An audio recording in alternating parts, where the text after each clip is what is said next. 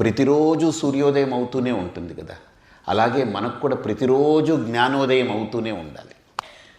ఎప్పటిదాకా సూర్యోదయం అవుతూ ఉందండి అని అంటే ఇంక సూర్యుడు ఈ రోజుతో అయిపోయింది, ఇంక నేను రేపటి నుంచి సూర్యోదయం అవ్వను అని ఎలా అనడో, ఈ సృష్టి ఉన్నంత వరకు ఎలాగైతే సూర్యోదయం ప్రతిరోజు జరుగుతుందో మనిషి బ్రతికున్నంత వరకు జ్ఞానోదయం జరుగుతూనే ఉండాలి.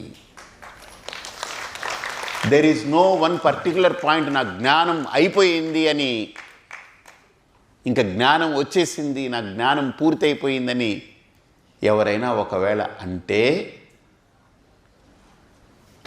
వాళ్ళకి 100 నమస్కారాలు ప్రదక్షిణాలు చేసి పెట్టచ్చు. మనం